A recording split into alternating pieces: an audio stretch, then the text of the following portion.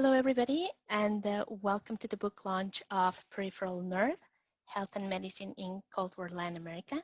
My name is Berenice Villagomez, and I am the Communications and Undergraduate Coordinator for the Department of Spanish and Portuguese. I'll be your technical host this afternoon. Before I get started, I would like to make a land acknowledgement for this event. As I engage in remote communications by email, video conferences, or remote learning, I acknowledge the debt that I have incurred and that is amassing every time I open my laptop. We are all indebted to those peoples and communities whose waters and lands have been poisoned as a result of the extraction of metals and rare earth elements required to fabricate the machinery through which we speak to, hear from, and view each other. We are indebted to those people whose working lives, youth, and vitality have been spent in unsafe spaces and intolerable conditions, so that many citizens of the so-called developed world might have easy access to these and related devices. As we encounter each other each day through our email accounts, our messaging apps, our virtual meeting rooms and chat rooms, let's strive to remain mindful of the debt we owe. Zoom has erected its headquarters in San Jose, California. This is the traditional territory of the Muweka Ohlone tribal nation.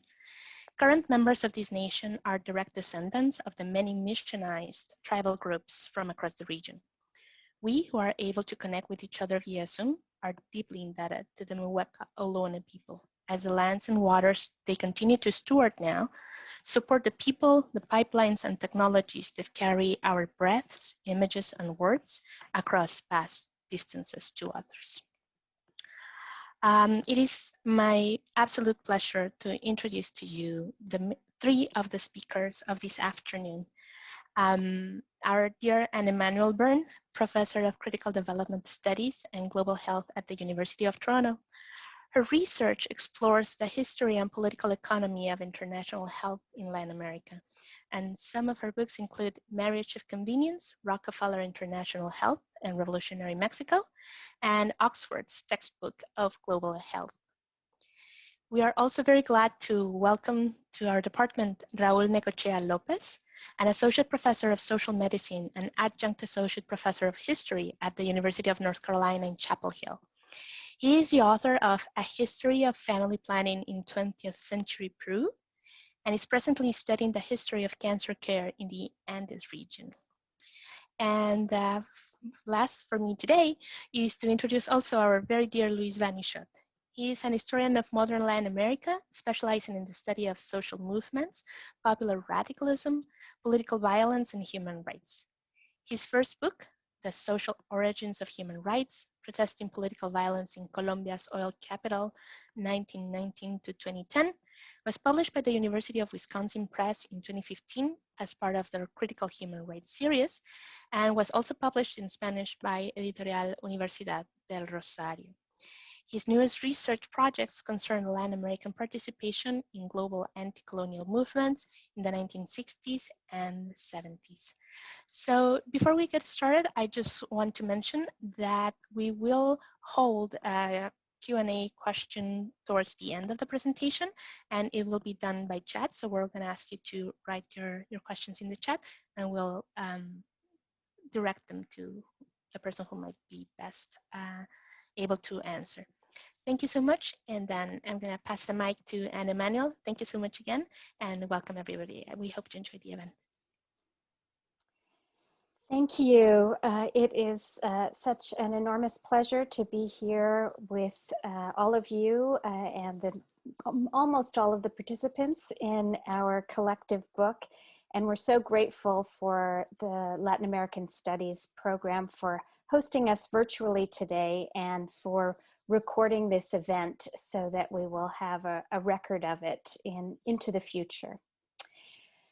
So peripheral nerve had an elephantine gestation period, with plans first mapped out in the context of Raúl's 2 short postdoc with me in 2010 here at the University of Toronto, and a workshop that we hosted through the Latin American Studies Association conference and co-sponsored by this very Latin American Studies program and the Institute for the History and Philosophy of Science and Technology.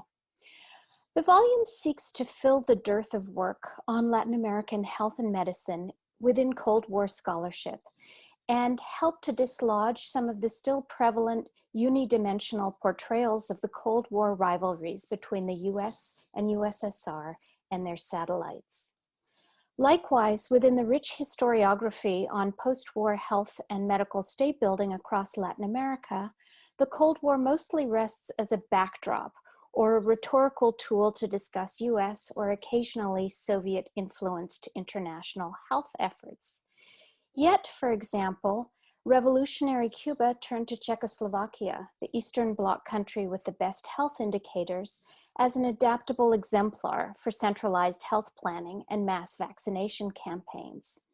And in the 1960s, Peruvian policymaker interest in Maoist China's barefoot doctors as an inexpensive way of delivering primary care to rural areas during an era of blossoming Chinese bilateral health aid.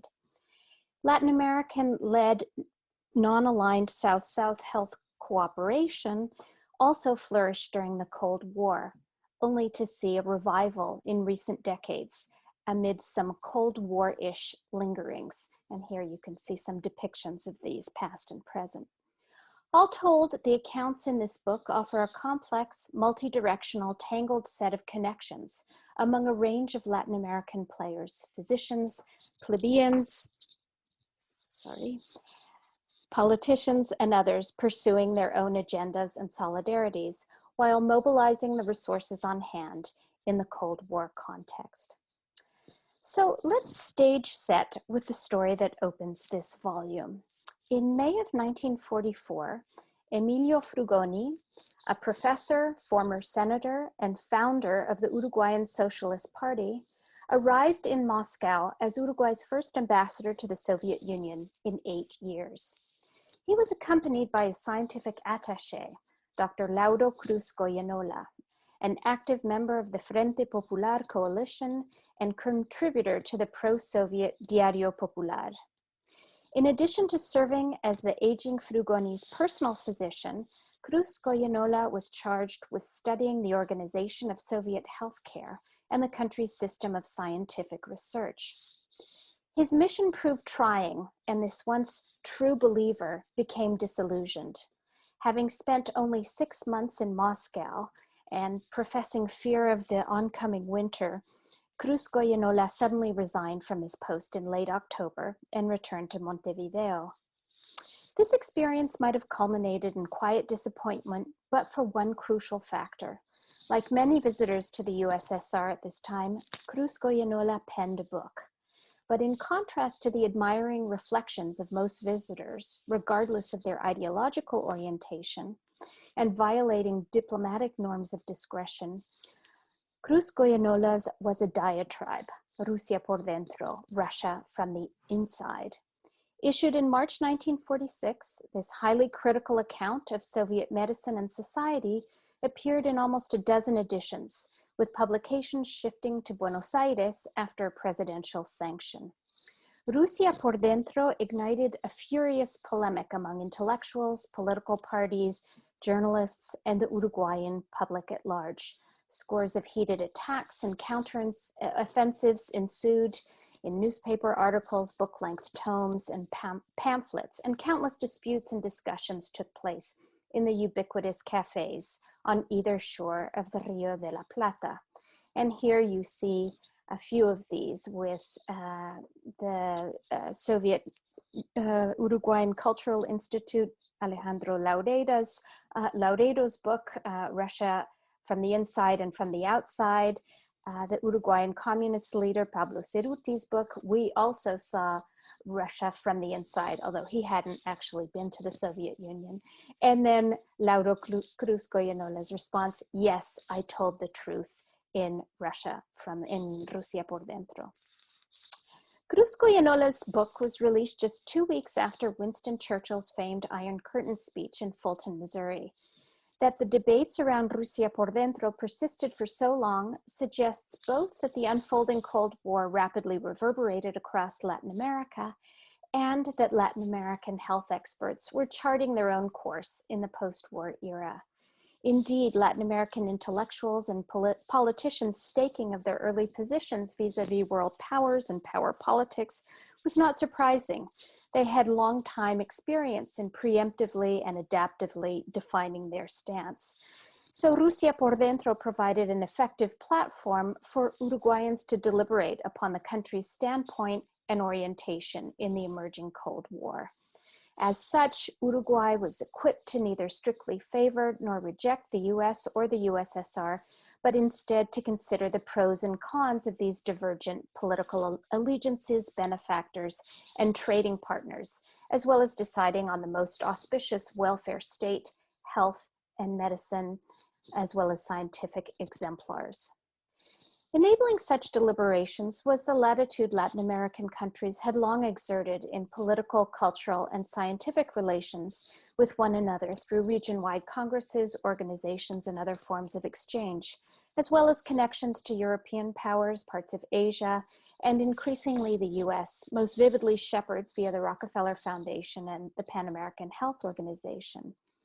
By the 1920s, a new reference point emerged, the Soviet Union, and the 1930s saw dozens of Latin American medical visitors, as well as policy exchanges, for example, initiated by Mexico's Lázaro Cárdenas administration.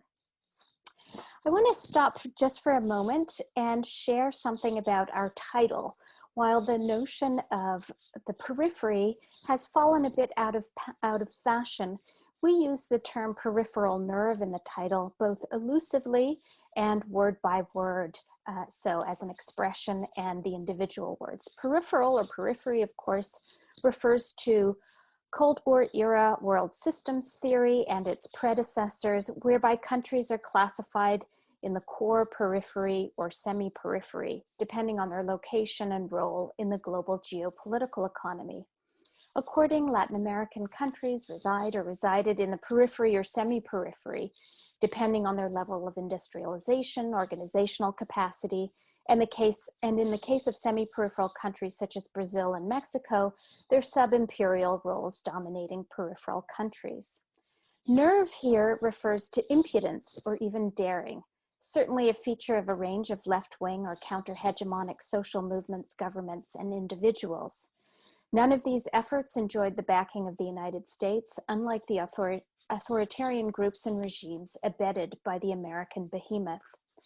Lastly, the compound noun, peripheral nerve, offers a physiological metaphor.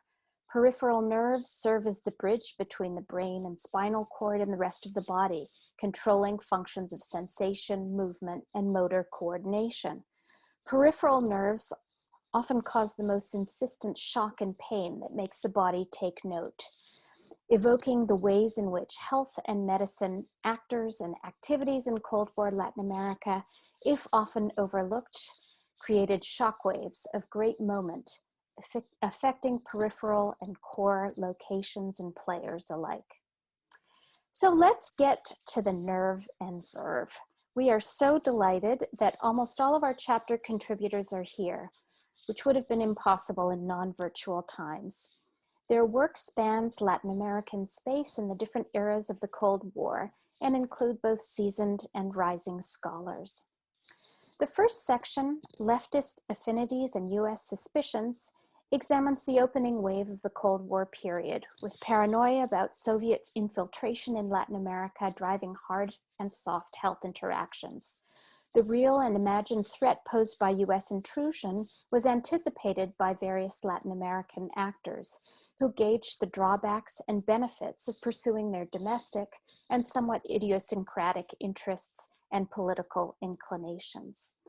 So we begin with Katherine Bliss, who is a senior fellow with the CSIS Global Health Policy Center and an adjunct faculty member at Georgetown University, where she teaches courses in the Latin American Studies program.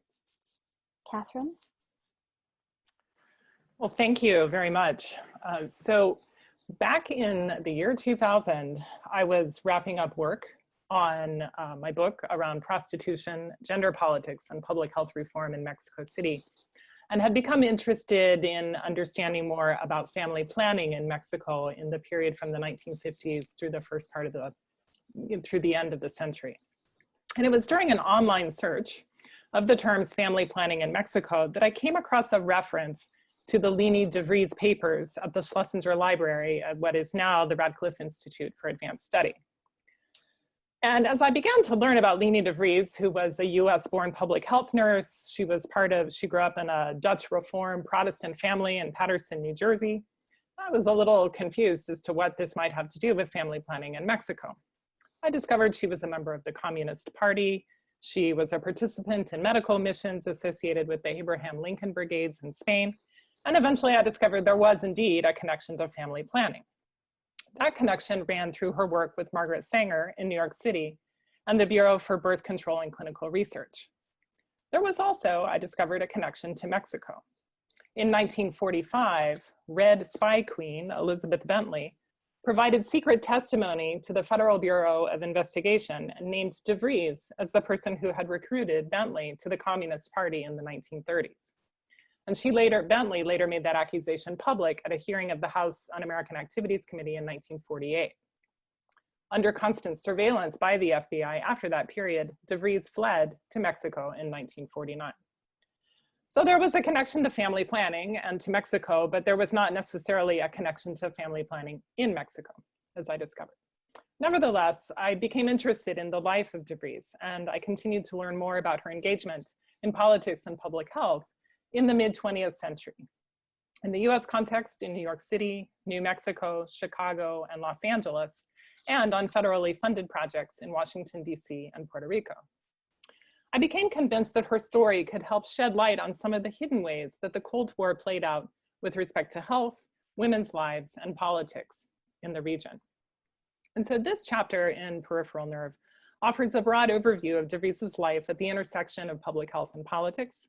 It traces her evolution as a public health expert and activist, from her membership in the League Against War and Fascism to her support for migrant health workers' rights and access to health services in California and New Mexico.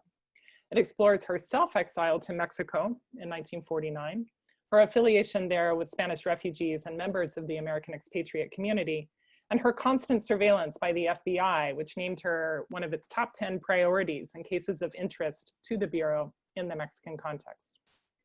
And it really takes a very close look at the FBI's keen interest in her activities, from her time in Cuernavaca to Oaxaca, where she worked for the Papaloapan Commission, to the Universidad Veracruzana, where she ran foreign exchange programs, and finally returned to Cuernavaca in the 1960s.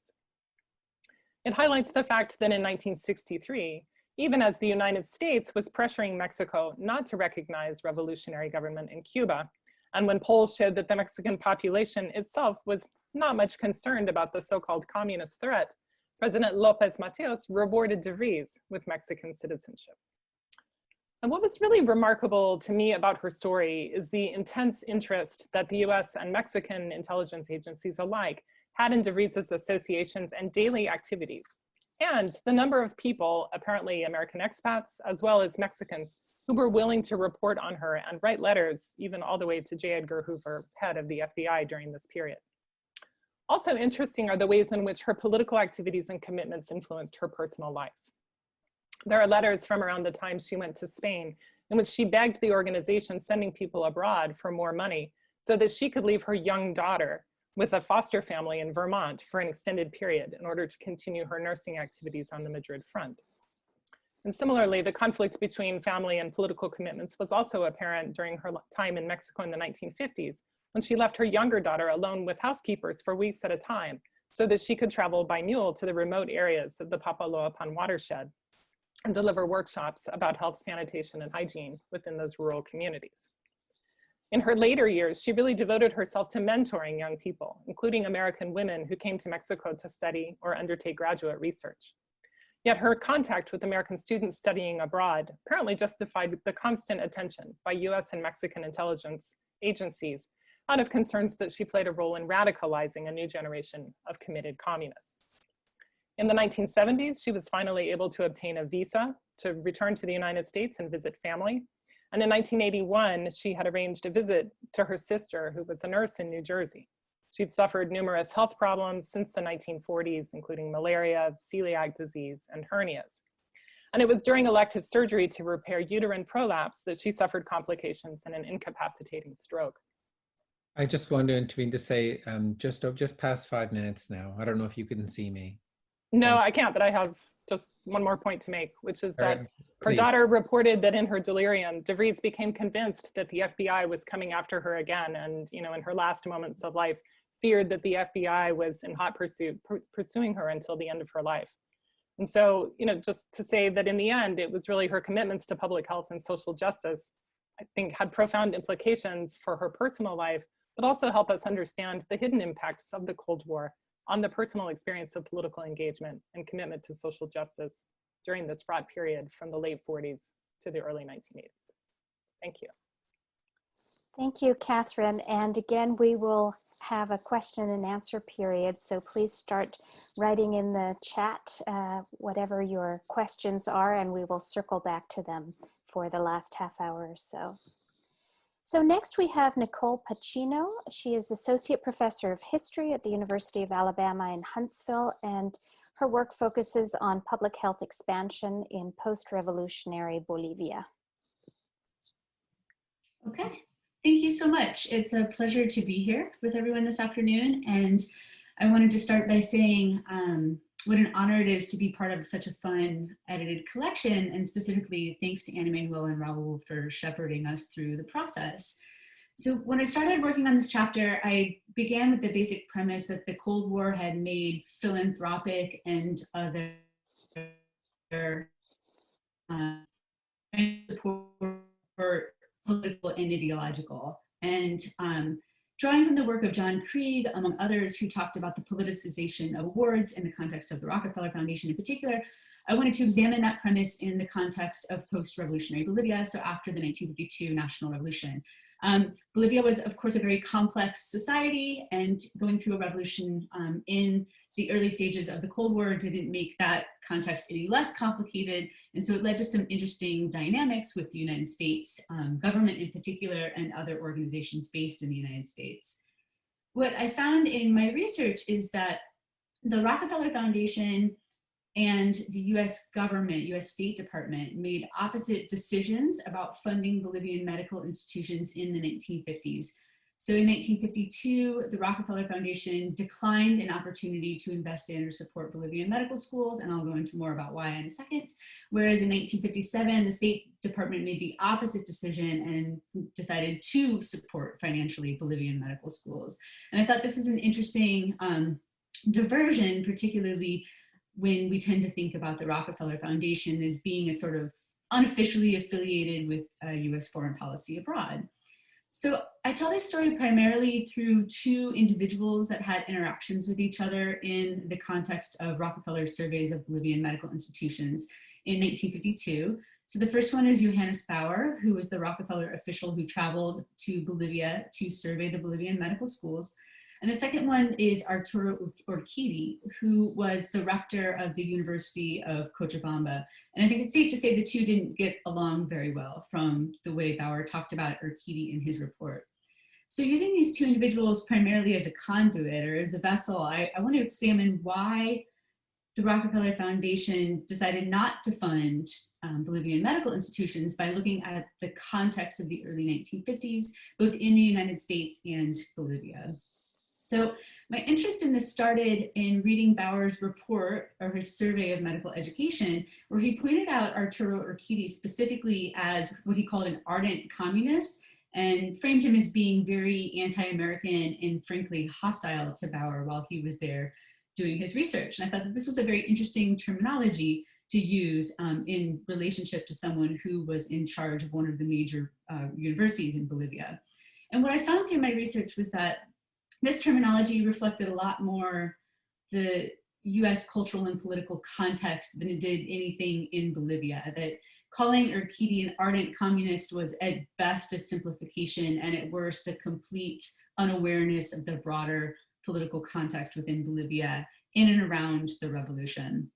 So it says a lot more about what was going on in the United States in an era of McCarthyism, in rising concerns about Soviet influence in the US sphere of influence. And also at this point in time, there are a series of congressional investigations into philanthropic organizations like the Rockefeller Foundation, the Ford Foundation, to make sure that they weren't supplying funds to any projects or programs that were considered controversial. And in part that reflects a post-World War II particular moment.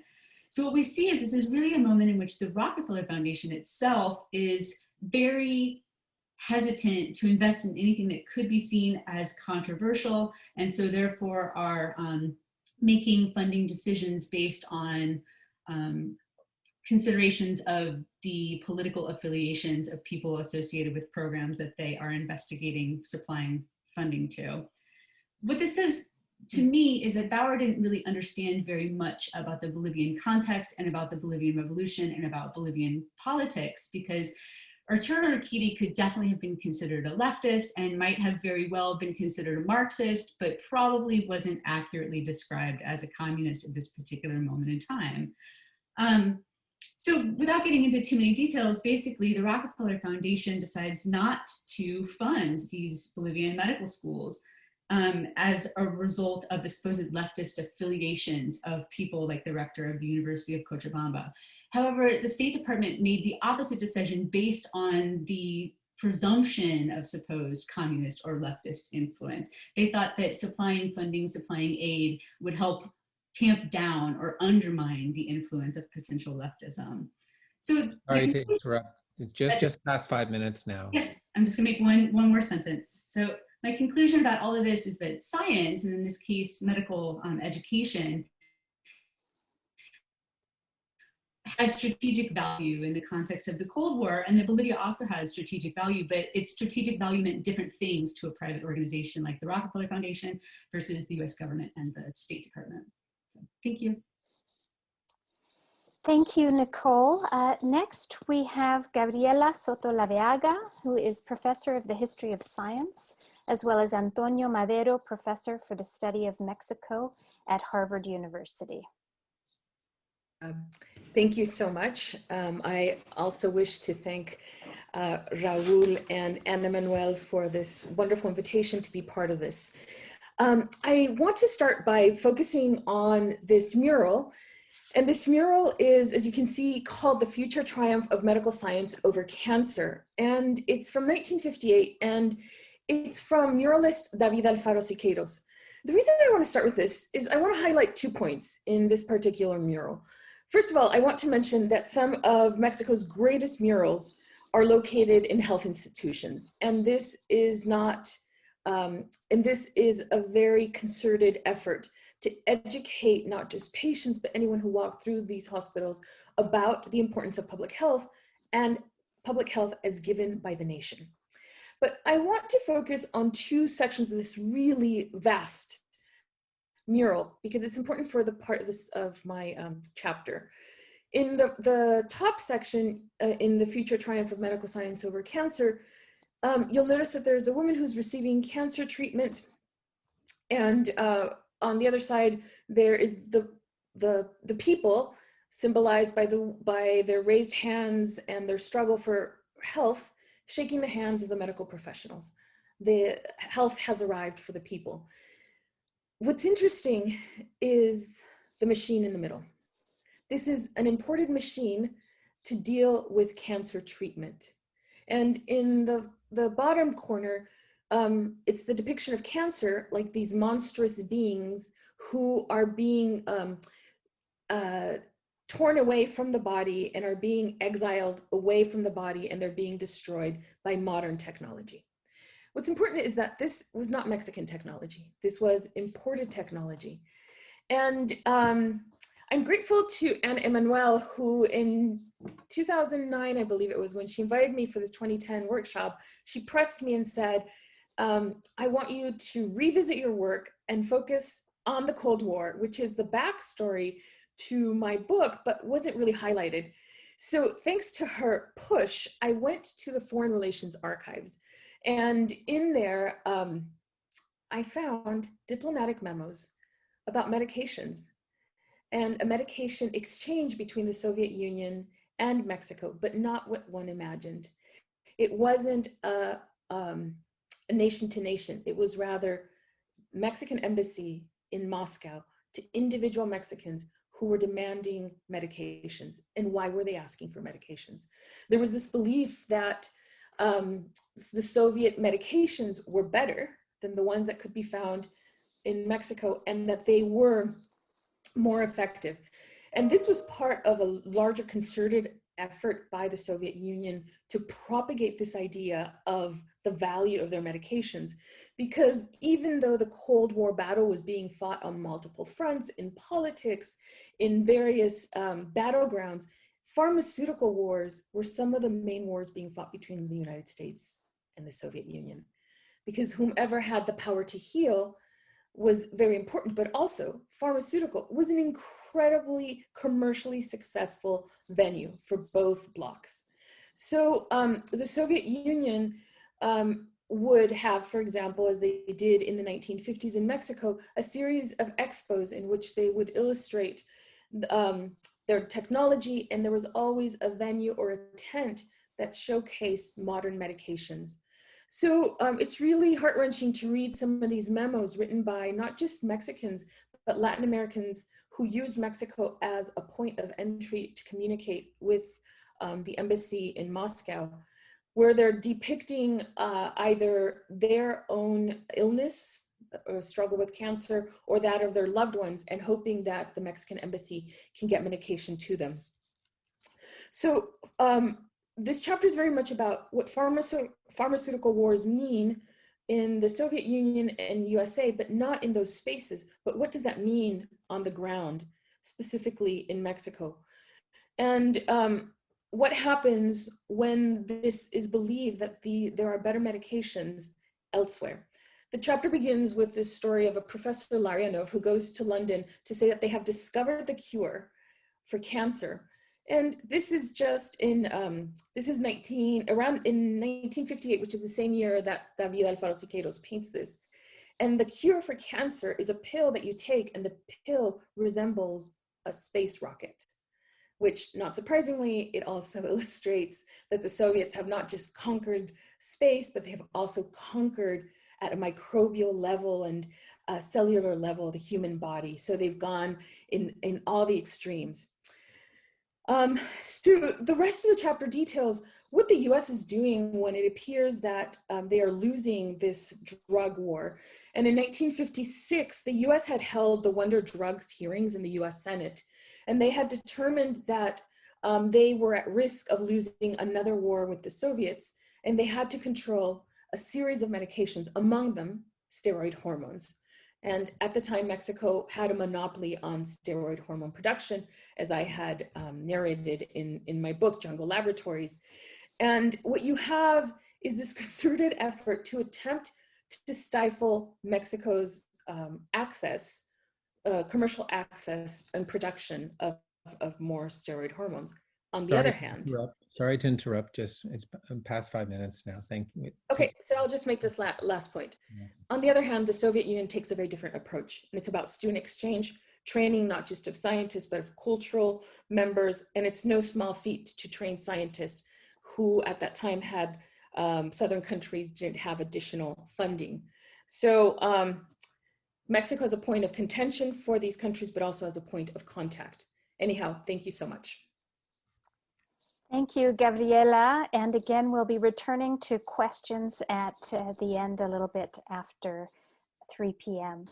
So the next trio of chapters under the heading Health Experts, Expertise, and Contested Ideologies explore how the role of health experts in state-building efforts was enmeshed with the exigencies of the Cold War's middle years, here periodizing.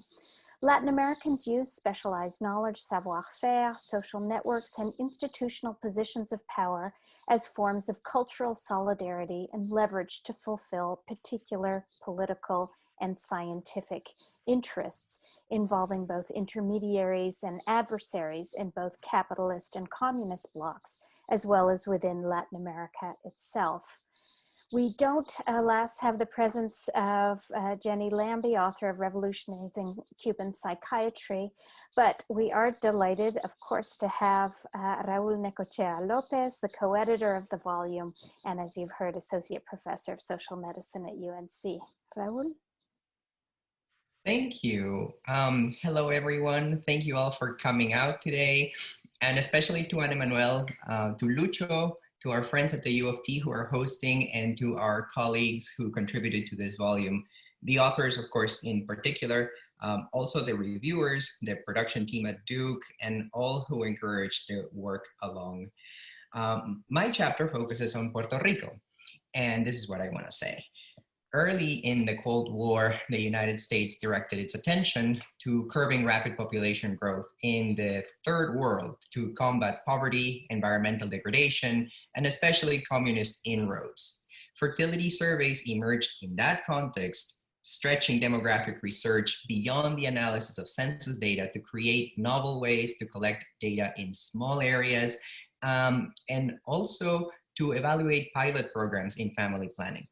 Such knowledge, the surveyors proposed, was a prerequisite to changing attitudes in favor of having fewer children. The first of these fertility surveys in the Americas took place in Puerto Rico in the 1940s. In 1948, the University of Puerto Rico launched the Puerto Rico Family Life Study, the FLS. It became the blueprint for fertility surveys carried out in the so-called developing world over the next 3 decades. To the United States, the Puerto Rican colony served as a testing ground for the hypothesis that capitalist industrial development could create prosperity even in the most backward of places. I'm quoting their own documents there. Because rapid demographic growth could counter the benefits of economic reforms, colonial authorities viewed family planning services as a necessary complement of economic measures. Now, if you see this from the Puerto Rican perspective, the FLS was more than a pioneering social engineering intervention, though. As important as US funds and technical expertise were to the FLS, the project depended on the participation of local political patrons who made room for the FLS within the University of Puerto Rico, and also on Puerto Rican field workers who conducted the surveys and who were, somewhat contradictorily expected to grow into researchers while remaining subordinate research assistants. To these different actors, the FLS was another opportunity to express their ambivalence towards Puerto Rico's relationship with the United States, which has controlled the island since 1898.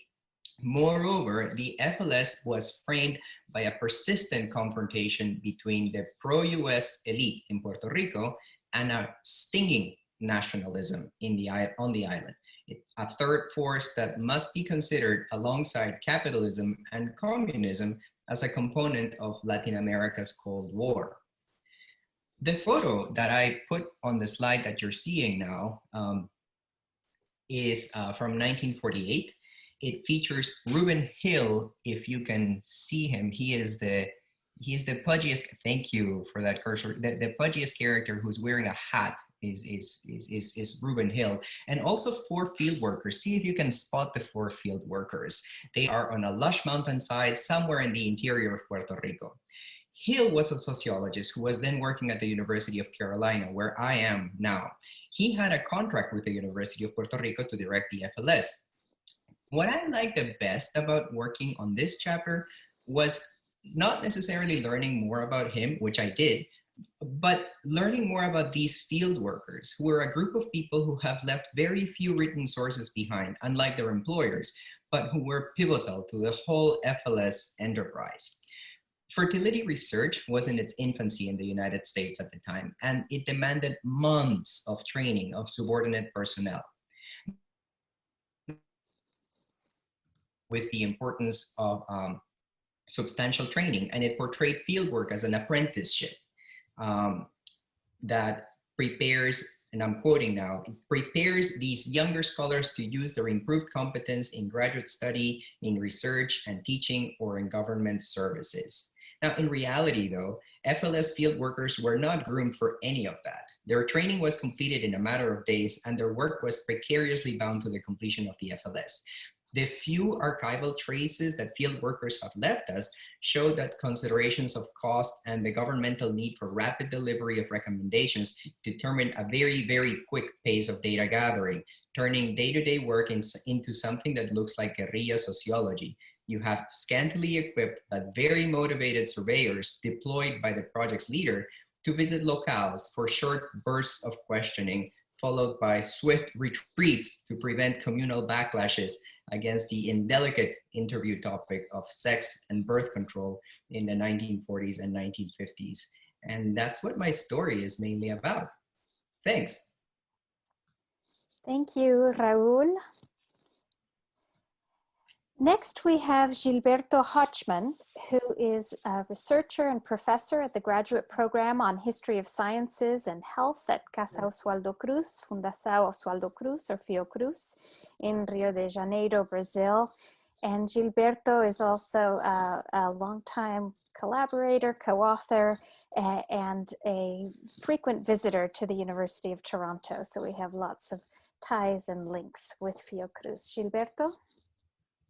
Thank you, Anne-Emanuelle and Raúl, for the opportunity to talk about my chapter, and also not to talk about epidemics and pandemics. And just to show the colleagues and people that are attending that it's what the hell Chairman Mao is in this picture, and also Chairman Zhu Enlai, and my actor that I wrote about, Samuel Barnsley Pessoa, is a Green Arrow, and with his wife, Jovina Pessoa, at a meeting of the International Scientific Commission for the facts concerning bacterial warfare in China and North Korea at the end of August 52. This commission, as you know, it's a very known chapter of the Cold War, the hot Cold War, that made accusation against US for using bacteriological warfare and war against China and North Korea. Then this is a way to connect Brazil, China, and North Korea in the beginning of the 50s. The career of the medical parasitologist Samuel Barnsley Pessoa, 1898 born and 1976 died, illustrates the complex relations between medicine and politics in Brazil and in Latin America in the Cold War era. Rather than a biography of distinguished scientist, my analysis of his ideas and actions, in particular his understanding of the health problems of rural populations, which was informed by his communist belief and activism between the 1940s and 1960s.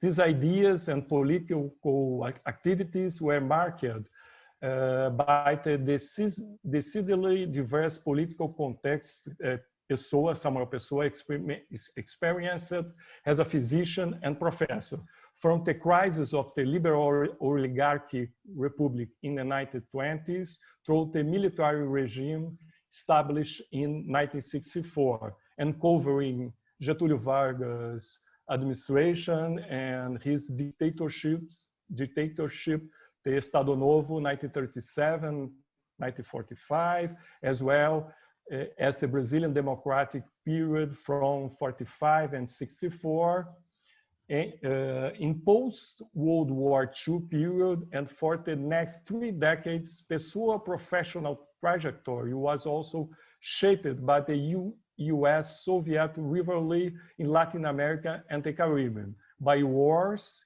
and foreign interventions, revolutions, and coup d'etat. His career is an embodiment of the Cold War in Brazilian science and public health. For Samuel Pessoa, the practice of social medicine, especially in terms of addressing endemic parasitic disease in rural Brazil, was inseparable from concrete economic and political transformation, such as agrarian reform and eliminating large and exploitative states, the latifúndios, and more broadly from a struggle for socialism. In regard to the latter, he differed from other physicians and health workers, both predecessor and contemporaries, with whom he shared a concern about the need for state intervention to tackle rural diseases. Samuel Pessoa's political activism was linked to a wide network of intellectuals and communist organizations associated with the Brazilian Communist Party and pro-Soviet Union movement, both in Brazil and abroad. The tension between being simultaneously recognized nationally and internationally as the most authoritative voice of Brazilian medicine in the field of rural health and being persecuted for his political views by Rockefeller Foundation, by US and Brazilian governments, and characterized his life and work for decades, this kind of tension. This inseparability of medical parasitology and communism in Samuel Pessoa's career makes his trajectory a paradigmatic one for our understanding of the dynamics of Brazilian public health in the context of the Cold War. Our chapter in the book is divided in two parts. The first, we analyze Pessoa's trajectory from his medical school graduation until the end of Vargas' dictatorship, his relation with the Rockefeller Foundation. He was a fellow for the IHB, and also his work as a professor of medical parasitology of School of Medicine of São Paulo University from 1930 to 1955, and his ideas and actions in the field of rural health starting in 1930s. The objective is to show how his practice of parasitology was linked with the communism in the context of Estado Novo dictatorship and the outbreak of World War II. Sorry to interrupt, Gilberto. Okay. 5 minutes, thank you. Just the scientific and political career of Samuel Pessoa, illustrating all aspects, the dynamics of Cold War and its bitter anti-communism in Latin America and the Brazilian context, particularly in the fields of medicine and public health. And I would like to, the last slide, I would like to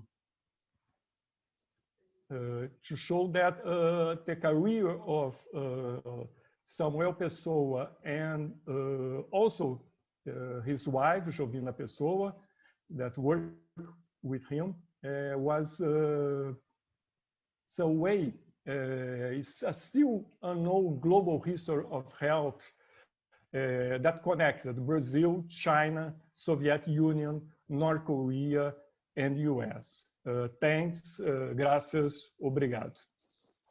Thank you, Gilberto. We now turn to the third and last section of the book, Health, Politics, and Publics with and Without the Cold War, which moves forward in time, tracing medical and health policy aspirations that at one and the same time reacted to, benefited from, accommodated, and resisted Cold War exigencies while charting national and local interests and objectives that transcended the Cold War conflict. We won't hear from Chisti Anderson, who is busy fighting for children's rights in Texas as we speak, but we can come back to questions of South-South cooperation, Cuban medical diplomacy in the question and answer period. So first, we'll hear from Jadwiga Pieper, who's an associate professor of history at the University of Arizona. Hi, everybody. Thanks, first of all, to Anne-Emanuelle and Raúl for this terrific project, for all their work they did, and for pushing us through to get the job done. I next apologized for probably having the most boring slide in the whole collection, and I assure you it does not reflect the exciting subjects in the chapter and in the book. I just meant to highlight a few key terms that I'm using, and I will give some context. I've always been interested in the politics of health and in individual doctors and their ability to make a difference. And here I start with a conflation of terminologies, with social medicine, an understanding of illness as inherently linked to the social origins of disease, that was contested and conflated with socialized medicine, defined as a state-organized and regulated health system with equal and universal access for all in a country. So Cold War competition and anti-communist propaganda in the capitalist world represented an important backdrop for debates about social and socialized medicine. And physicians and legislators had to consider these political contexts in their deliberations on the role the state should play in public health. The Chilean experience that I focus on in my chapter confirms that the anti-communist campaign promoted in the capitalist world limited the scope of health reforms and the implementation of socialized medicine. Yet conflicts that conflated social and socialized medicine started much earlier than when we tend to begin the Cold War. I look at specific approaches and strategies used by doctors such as Salvador Allende and Benjamin Viel, who both made a case for state-led health, but engaged with the politics that surrounded them in different ways. Allende, as we probably all know, maintained a Marxist perspective that prioritized social and economic inequality and transformative social change. For him, poverty and ill health were always connected and had to be treated as such. His vision of social medicine and universal healthcare legislation foregrounded the struggle against class difference as the underpinning of health. And in some ways, that presented a stumbling block in getting his policy propositions through. Viel's approach, meanwhile, offered health programs for the popular classes based on social medicine practice, community health projects, and family planning services. He could politically use his international ties in the United States, the UK, and in the Soviet Union. And his determined non-partisanship in his native Chile helped him as well. All this allowed him to practice and promote a version of social medicine precisely because he did not equate health reform with overturning capitalism or with robust challenges to class inequalities. That got him somewhere nonetheless. And in 1952, the newly founded state-run healthcare system enabled him to expand the social medicine model that he had implemented in community health projects in specific Santiago neighborhoods already.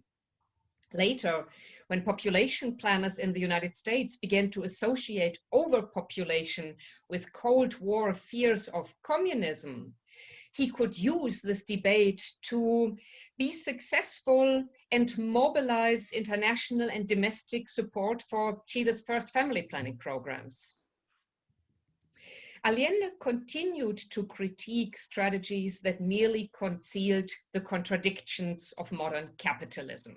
He stuck with his position, and his socialist inclination, defeated in his initial health proposal reforms in the 1940s, was tested once again in the 1970s, when socialized and social medicine was politically framed within a socialist system for the first time in Chilean history. To make it short, in trajectories of social and socialized medicine in Chile, we see that we have to go beyond the geographical and political boundaries of nation states to understand this changing politics of health. And we also see that tracing individual doctors' strategies contributes new insight to our understanding of the politics of health. So I truly hope that you will get a chance to check out our book and read in more detail about what we all talked about so briefly. Thanks a lot. Thank you, Jadwiga. And again, we'll start questions in just a few moments, but first we have our final chapter contributor, Marco Ramos, who is a psychiatry resident and historian at Yale University, and his research focuses on the history of health activism in Latin America. Marco? Thank you. And first off, I just wanted to extend a thanks to the other contributors, and especially Anne-Emanuelle and Raúl for putting this wonderful edited volume together. Writing this chapter on sort of decolonial perspectives, anti-colonial or anti-imperial perspectives in psychiatry in Argentina has been especially relevant for me now because anti-colonial thinking feels like it's in the air in psychiatry today, both in Argentina, but also here in the United States. This year, I think I've counted 5 and organized one conference titled something like Decolonizing Mental Health or Decolonizing Psychiatry. And I believe looking back at the history of anti-imperial thought, particularly in the global South and Latin America, offers some productive ways of imagining a decolonized future for psychiatry. So my chapter looks at anti-imperial threads that emerged in Argentine psychoanalysis amid the political volatility of the late Cold War. During this period, mental health underwent a radicalization. It transitioned from a conservative profession grounded in political and epistemic neutrality to a more woke discipline. And that's not anachronistic. Practitioners described it as precisely that, an awakening. A young generation of psychoanalysts refused to separate political commitment to revolutionary struggle from clinical practice. So the chapter takes 3 moments amid this revolutionary upheaval. The first concerns the First World. Argentine psychoanalysts studied sites of first world capitalist penetration, as they called it, like the factories of American corporations based in Argentina. They conducted studies of how the environment of the factory floor, the regulation of bathroom visits, demanding work hours, etc., generated a proletariat subjectivity in Argentine society. And they began to theorize a psychological dependency emerging under global capitalism that expanded on theories of economic dependency in Latin America from the likes of Eduardo Galeano, among others. These anti-imperial critiques, interestingly, attracted progressive countercultural psychiatrists from the First World itself. Radical tiermondist anti-psychiatrists like David Cooper, if you could go to the next slide, pictured here from England, and Franco Basaglia from Italy visited Argentina. They saw, and in some ways fetishized, Argentina as a fertile, volatile third world laboratory where psychiatric revolution was possible. But this initially promising meeting of European and Argentine psychiatrists was more often than not a desencuentro or missed encounter. As the Argentine psychiatrist Antonio Caparo stated, quote, "The formal proposals of first world anti-psychiatry in relation to problems of the third world leads to the elimination of the growing participation of the people and consequently to sterile marginalization. Caparos believed that the indubitable hue of individualism of first world psychiatrists, which was typical of the metropole, prevented the collective action necessary for revolution." So if alliance with first world anti-psychiatrists missed the mark, then how about the second world? Many leftist practitioners believed Argentina was at the turn of its own revolution, and Soviet society might provide a model for a successful national mental health system in a post-revolutionary world. However, this also amounted to a desencuentro. Scientifically, Soviet psychologists tended to view psychoanalysis with suspicion and emphasize laboratory techniques over the Argentine commitment to Freud's unconscious. But even more important was the political beef. Many Argentine psychoanalysts started off as members of the official Communist Party, but as they watched the Soviet Union treat revolutionary movements across Latin America with ambivalence and sometimes hostility, they began seeing the Soviet Union as a source of imperialism itself, not an inspiration for revolutionary work.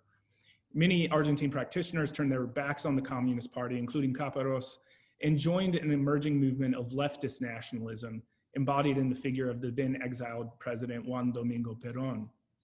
This leads us to the final and perhaps most enduring moment, an emerging imagination of a psychiatry for the third world. In the early 1970s, Argentine psychoanalysts began looking not outward to first world anti-psychiatry or second world communism, but inward to Argentina as a post-colonial nation. They attempted to ground their profession in Argentina's indigenous history and culture. As psychoanalyst Alfredo Moffat stated, "We must rethink psychiatry. Instead of seeing ourselves as dependent servants to Europe and chunky imperialism, we should look to the interior of our land and begin inverting our perspective. This turn to the interior was embodied in Moffat's psychiatric service named Peña Carlos Gardel, after the famous tango singer. The service attempted to treat mental illness through local ways of healing, such as religious rituals, asados, fiestas. He called such therapy psicoterapia criolla, and believed that it should replace the scientific psychiatry imported from Europe. But this vision of psychiatry rooted in Argentina as a third world nation was nipped in its bud. The rise of violent right-wing military coup sponsored by the United States in 1976 labeled Freud and Marx ideological criminals. Leftist psychoanalysts began disappearing or were forced into exile, and by the end of the decade, talk of revolution in mental health had disappeared itself, replaced by a less political and more ethical emphasis on human rights. However, as any psychoanalyst would agree, repression is not erasure, and this military repression of anti-imperial thought was never complete.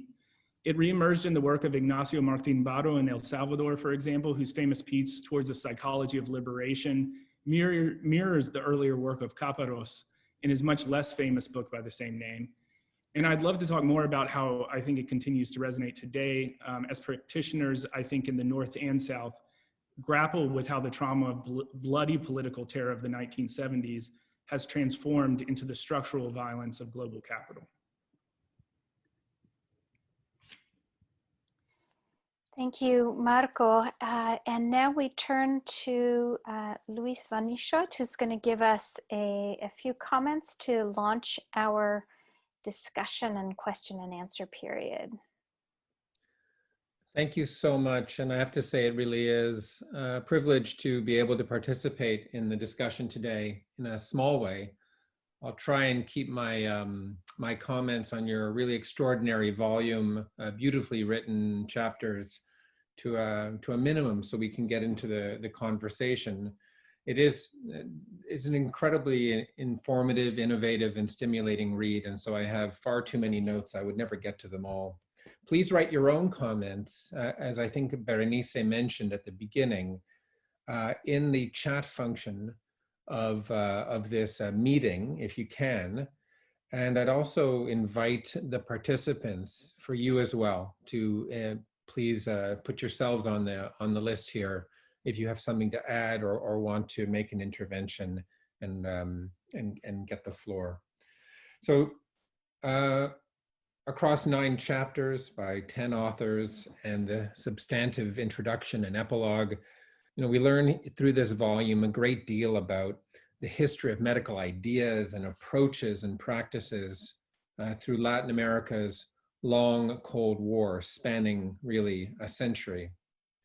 It's inherently about people and practitioners and researchers, but also about state building, as health is a quintessentially public concern. From Gilbert Joseph's foreword, I would like to just borrow, you know, a couple of ideas that this volume does challenge and asks us to challenge bipolar narratives of the Cold War and the US hegemony narrative of the Cold War, or as he cites Tanya Harmer as saying, the historiographical Monroe Doctrine. And I think that is, you know, absolutely central to this kind of project and the new histories of the Cold War and its prehistory, if you will, that we are seeing emerge. As I already stated at the beginning, I think it's fair to say that one of the most fascinating aspects of this collection are the people who animate it, the individuals who appear, their organizations and the institutions they work with. What struck me as someone who has studied social movements and particularly human rights movements is the heterodox, if you will, or hybrid or innovative approaches to medicine that we see detailed in these chapters. You know, some intrinsically social and others, you know, concerned more with technological advancements, but all nonetheless borrowing ideas, sometimes somewhat freely, from many sources. And, you know, we see, I think, through this process, an innovation and a willingness on the part of many Latin Americans not to allow their creativity to be stymied by apparent ideological or political, limitations or contradictions when seeking to, resolve a problem between one question's answer and another. They often allow themselves to embrace the contradiction and explore it and find out what kind of conclusions we can come to out of the creative tension of this period of time. It's kind of ironic, I think, in many ways, of course, or apparently ironic in the context of the Cold War and the bipolar and US hegemony narratives that are so familiar to us all. In addition to that, I wanted to highlight a couple of things from the epilogue, on the point of, the context of Latin America's particular history of medicine. We to quote the epilogue, we see here alternative solidarities, the connections between the South and the South, between Latin America, China, and the Soviet Union, were not merely aspirational, but they evolved by necessity. I think in this book, you'll read about really a wide range of alternative health solidarities. And as I said earlier, many of which, seek to free themselves from the constraints of the political exigencies and ideologies of the time. In the epilogue, you also read that time is on the researcher's side, which alludes, I think, to what this volume suggests about future projects and future research, ones that address directly questions of race, particularly histories of medicine as they pertain to African descendants and indigenous peoples. And on that subject, perhaps, I'll just pivot now to a couple of my own questions and then leave my own comments for now. What is where are the points of intersection, if you will, between ideas of race and the history of race in Latin America and the histories of medicine that you have laid out? And, could we dig even deeper, perhaps? I think Marco's presentation at the end alludes to this methodologically, and think about the colonial legacies that articulated in and put into practice through the field of medicine. So, and finally, I pose a question about what relationship there is between social medicine research or social medical research and new social movement ideas around participatory action research, or pedagogies of the oppressed, if you will, and how these intersect or influence one another. And as a historian of social movements and human rights, it naturally appealed to me, this idea of writing a longue durée history of these liberatory methodologies or ideas that new social movements embrace in a similar fashion to what you've done here. So again, please put your questions forward. And I want to invite, first of all, I think the first question that I have in my list here is from Jillian McGilvray, and it's for Gilberto. And the question is, could you talk more about how Pessoa's arguments about the need for agrarian reform or end of latifundia and exploitation as a public health measure were received or rejected in Cold War Brazil? And did he directly contrast Brazil with communist areas that had already engaged in agrarian reform, or was it more of a theoretical argument? Guy? Thank you, Gillian. Nice to see you again. Your question is a long answer, but first, Pessoa was the first doctor or researcher, medical parasitologist, tropical medicine that made this relation between parasitic disease and latifúndio. It's a kind of social determinants of health, but in the 40s.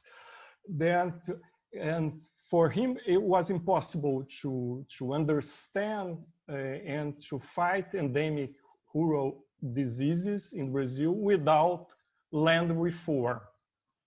First, okay, then it's important.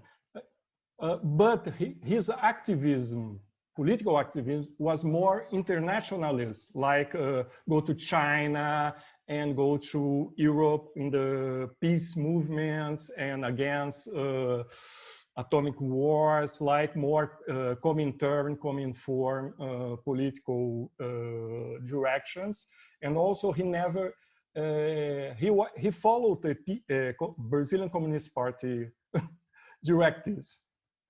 Then, but the only thing is important is more, he was more a researcher and also a political activist and working in Northeast in Brazil in the end of the 50s with schistosomiasis, because he returned to China just to finish in 58 and was marvelous with the Mao's popular health campaigns against schistosomiasis, like to mobilization of the Chinese population to fight the plague, the most important plague in China. But how to translate to this to northeast of Brazil in the beginning, at the end of the 50s, beginning of the 60s, with all this rural movement that you know more than me, was different than the Chinese perspective. Thank you very much, Gilberto. Now I'd like to take a question here written by Edna Suarez Diaz, who writes, hello and congratulations to all the authors. I'd like to hear more from Nicole and Raúl about nationalism and its interpretation as communism by US agencies. It seems it opened the door to political leftist alternatives in healthcare. So I don't know if Nicole, you would like to go first, or Raúl? Sure, I'd be happy to. I'll try to be very brief. The question of nationalism in Bolivia after the revolution is really interesting, especially I think in comparison to what happened in Guatemala at roughly the same time, where both Guatemala and Bolivia are going through what we would probably consider to be somewhat leftist, but definitely nationalistic reform movements. And whereas the US government, obviously covertly helped overthrow the Arbenz administration in Guatemala, they put together a sizable financial aid package to the MNR government in Bolivia at exactly the same time. So the question is why, of course. And what the MNR did very astutely with the US government was convince them that their nationalism was the only alternative to communism. And so they actually stoked those Cold War fears about potential leftist subversion in a way that resulted in a very different outcome in Bolivia. So the MNR government gets what was referred to by Time magazine as, forget the exact quote, but basically more Yankee aid dollars per Bolivian than anyone else on earth in the early 1950s, which is really fascinating. And in some ways it's very contradictory because you have this nationalistic government, revolutionary government, that also recognizes that it is financially, on its own economic terms, unable to do the kinds of things that it has promised it will do as part of its revolution. And so as part of its nationalism, it has to appeal to the US government for financial assistance. And so even though this is contradictory, it does allow the MNR government to amazingly expand its healthcare capacities, specifically in rural areas where healthcare was, virtually inaccessible before this period in time. So I think for the Rockefeller Foundation, they interpreted nationalism as communism, and for the US government, many MNR officials made the quite opposite case very convincingly, and so we're able to secure funding that way. Thank you so much. Raúl, would you like to address the question? Yeah, sure. Hi, Edna. Good to see you. I hadn't seen you before. Que gusto. My experience with nationalism in Puerto Rico was quite a contrast with Nicole's. I definitely Puerto Rican nationalists were most critical of US colonialism, sometimes quite violently so. These are the people who, led by Pedro Albizu, and people like Lolita Lebron, they attacked the US Congress in 1954, killing some people. And yet it was not a left-leaning sort of nationalism. It was a very Hispanophile, very let's favor white Puerto Ricans sort of movement, very anti-communist also. That did not make them sympathetic to the United States. And I think that's a very interesting variant of nationalism. It should not be associated either with, pro-communism or pro-United States-ianisms. It was its own thing that deserves its own space of research. Mm-hmm. Yeah. Thank you, Raúl. I'm going to now take a question for Jadwiga. The question is, that your chapter not only looks at how socialism shaped medical ideas, but how medical practice shaped political ideas in Chile. Could you expand on this? Sure, terrific. This is indeed one of the key questions. I would say that at no point can we disconnect medical practice from the shaping of political ideas and specific legal projects and implementations of health systems. In so many ways were doctors part of making resolving human capital questions for the nation, as in how can we in viable ways create a populace that serves the nation. It is very hard to address this in a short space. I have a few pieces of evidence in the chapter in the book, but luckily I'm also writing a book on the subject that treats 20th century questions in this context, political ideas that are informed by medical propositions, starting with preventive medicine, what can be cost effective and can be justified in social and political contexts. I'm intrigued by questions of how doctors implement the legal implementation of particular realities such as abortion legislation, for example, where it becomes very clear that the voice of doctors is part of an interpretation of what can women legally do. So I'd love to speak more about that in great detail. And as I said, I'm writing about it. Thanks for the question. Wonderful, thank you. And now I'd like to take this question from Hani Jalil. And it's a question for Raúl again.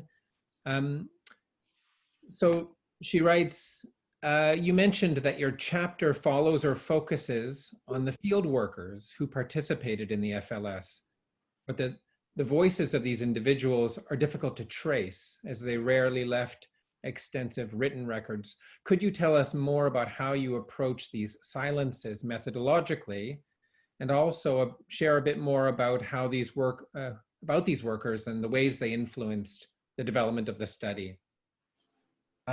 Sure. Thanks, Hani. Hey, Hani, how are you? I got very lucky by finding a couple of small hooks in the archive, like last names, no first names, sometimes just initials, enough to start making some very embarrassing cold calls in San Juan and near San Juan, Puerto Rico, just introducing myself, trying to look for a person who would be now in their 80s, and a number of people in their 80s. And I got very lucky. That is the truth. That it had a big role to play. So I did a few interviews with some people who participated that way, but it started in the archive, and that's how I got them in the first place. Now, how did they influence some of this research? That's the most important thing that I learned from the interviews and the archival research with the field workers. One of the most important assumptions of the family life study was that, well, not only were research assistants supposed to be occupying these subordinate positions, but they were supposed to merely be conduits, people who would transmit information from the field in an objective fashion all the way upwards to the directors of research. The directors of the research insisted that research assistants stick to the scripts that were provided, for example, emphasizing their affiliations with the UP to create this authoritative distance to compel, complete and accurate questions. But in practice, field workers often changed this script in really interesting way. They wanted to diminish social distances to make respondents comfortable. This occurred very often when field workers confronted the squalor in which many of these people lived. They were moved by, things like pity, but also a very paternalistic and upper classy sense of responsibility for the poor in rural areas. They brought clothes. They advocated on behalf of interviewees at health posts also, and reciprocally, they accepted food, they accepted horse rides, they accepted invitations to pig roasts as tokens of gratitude. And in the end, they wound up recording a lot more in their, in the big records that don't include their names, but they include a lot of their notes about what they observed. None of those notes got into the official record of the things that the big American researchers reported to the government of Puerto Rico, because the big researchers and the government of Puerto Rico were interested in where's the money, like how do I get people to have fewer kids. All the other really juicy, interesting social observations, they just stayed there in the archive. Thank you so much, Raúl. If I may be so bold, I'd like to maybe put my question that I posed about colonial legacies and race out there. And I'm particularly wondering if Gabriela, Katherine could address that. Also, Marco, since you mentioned that, and the link, and perhaps lastly, the link between social medicine and social movements. Oh, Gabriela, did you have any observations, for example? Yes, actually, for your social medicine and social movements, like Jadwiga, it's not something I address here or in the chapter, but that is my book. It's about striking doctors who challenge the Mexican state to deliver on their promise of social medicine. And it really questions, what does social medicine mean for a nation that's constantly at the time on the brink of economic collapse? And what does it mean to, can the physicians and nurses redefine what social medicine is, especially at a time of social unrest that the government is relying on creating this, what becomes really a mirage of a welfare state. And can a welfare state that depends so heavily on providing health through these massive state institutions like the IMSS and the ISTE and the myriad other health institutions in the countryside continue to provide this if the doctors and the nurses decide to strike, which is what happens. So just to very quickly answer that, and I can go on to someone else and then come back if anyone else wants to answer the colonial and race legacies. Yeah, Marcos, thank you so much. I understand that Katherine has had to leave the meeting, but if Marco, if you wanted to add anything to what you already have said on this topic or comment further on things you've heard. Sure. I just wanted to answer Jillian's question quickly that I saw in the chat. And yes, you're absolutely right, and I didn't mention it. Psychotherapy of the Oppressed is a reference to Pedagogy of the Oppressed by Freire, and it's the title of Alfredo Malfat's book, which I talk about in the chapter and cited briefly here. So very much inspired by that. Just briefly, I guess I'll talk about race and indigeneity and what it comes to mean in Argentina at this time. Essentially, what ends up happening among these sort of radical psychologists, psychiatrists, and psychoanalysts is they realize that there needs to be a kind of, to put it in the terms that are very much in vogue now, decolonization, not just in terms of who they're treating or who's getting access to care, which is a big feature of social medicine, but also that there needs to be a sort of reworking or critique of the epistemology of psychoanalysis and mental health, that we need to rethink the concepts that we're using to describe human suffering and where do those concepts come from. And increasingly, they're trying to put together these really, and it's difficult theoretically, these attempts to sort of ground an epistemology for mental health in the thinking and history of Argentina as a sort of nation with roots in the indigenous. The one interesting thing I'll say is that indigenous voices don't appear in this attempt, right? So the indigenous, and I've been reading a lot of work in anthropology about like the generic shaman as these sort of flat visions of the indigenous that come to stand in for things that are important to non-indigenous people, right? Or white people. So it's just interesting. There's a sort of erasure there, even as the indigenous becomes more central to thinking. Well, thank you so much, Marco, and everybody. I just wanted to acknowledge that we did have one, I don't know if we have time to really get into it too much depth, but one additional question from Jillian McGilvray for Gilberto. Curious about the relationship between public health experts like Pessoa and nutritionists like Josué de Castro, but he might have been writing later than Pessoa, she says.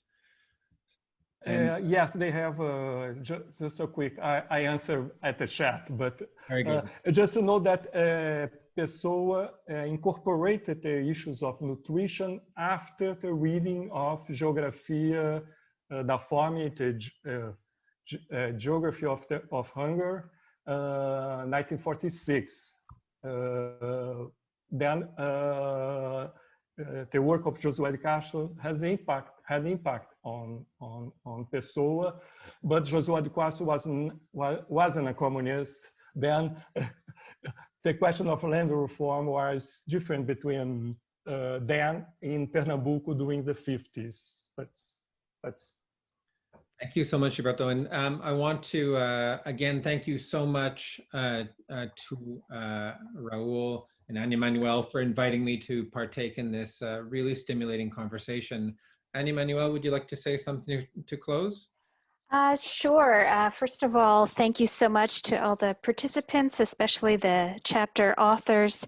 And I'm just thinking about resonances as Gabriela was speaking and talking about the medication shaped in the form of a rocket. You might be familiar now with the first Russian COVID vaccine, which is actually called Sputnik 5.